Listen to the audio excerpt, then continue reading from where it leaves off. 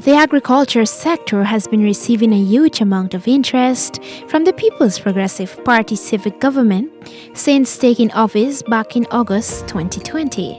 Apart from rice and sugar, the coconut industry is one of many sectors that the government has put much emphasis on. This can be shown in the 2021 national budget, in which it allocated some $70 million for works at Hope Coconut Industries Limited. From that $70 million, $10 million was provided for the National Decentralization Program that the estate is embarking on for the year 2021. The National Decentralization Program's main aim is to provide easier access to coconut seedlings for farmers by establishing nurseries at strategic locations across the country. Currently, the main coconut nursery is located at Hope Estate on the east coast of Demerara and is producing seedlings at around 100,000 annually. In addition, the program that is already underway has established coconut nurseries in Kairuni Region 4 and Charity Region 2, which adds approximately 25,000 more seedlings to the annual amount. This initiative is intended to boost farming interest in venturing into coconut farming and to bring more value to existing coconut farmers by increasing the total production yield. This intervention was a brainchild of the Minister of Agriculture, and he was very supportive. He and his ministry was very supportive in getting this program on its foot, and we are in the final implementation phase. Very shortly we'll be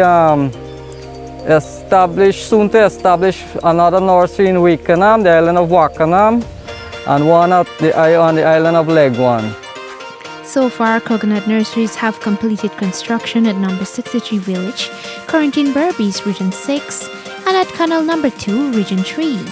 The General Manager of Hope Coconut Industries Limited, Mr. Ricky Rubchan, explains how the program will benefit the annual seedling production.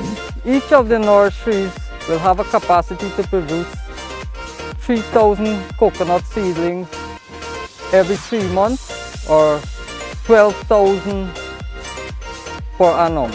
So the 4 nurseries will actually boost the country production to about 48,000 coconut seedlings annually. So that will bring our total capacity as Hope Estate to just about 170,000 coconut seedlings per year. Before the government's intervention, farmers had to travel all the way to Hope Estate to buy coconut seedlings. Now they can breathe a sigh of relief as the Ministry of Agriculture is making access easier for them. Coconut farmers across the country have expressed their gratitude to the Minister of Agriculture, the Honorable Zulfikar Mustafa, for this initiative. In the election campaign, where the government was saying that they will decentralize the government and decentralize some projects, thanks to the government and the Minister of Agriculture, where this is one of the projects where it's being decentralized and where will be far benefiting in the farmers in Canal number 2 Poland, where we could have free access to the seedling, the plants, where I do hope later down Hope Estate will give us some training and the drugs necessary for growing of the coconut and expanding the coconut industry. The Honorable Zulfikar Mustafa is confident that the government will continue to make the necessary investments in the agriculture sector to boost development and to ensure a sustainable food supply in the country. Speaking specifically on the coconut industry, Minister said his government will continue to work to expand the sector. Coconuts are the third largest export crop. Around 92 million nuts are exported annually. Let's see what kind of coconut seedlings Hope Estate is currently producing. In my hands here are 2 different stages of development of the coconut. This is the one that we will have selected in the field to place in the bins. As you could see, the bins here to germinate. This is after germination. You call this one, we commonly call it a pinai. right? This is the pinai, and in about 3 month stages, about 3 months into growth, you will get the 3-leaf stage, which is this one. So this one here is ready for marketing just about 3.5 months. So you have 3 different stages. You have this stage when we do the selection from the farmer's field, bring it and put it in the bin, place it in the bins, and then you get the pinai, the germination, then you get the 3-leaf stage. So at the 3-leaf stage actually is where you sell.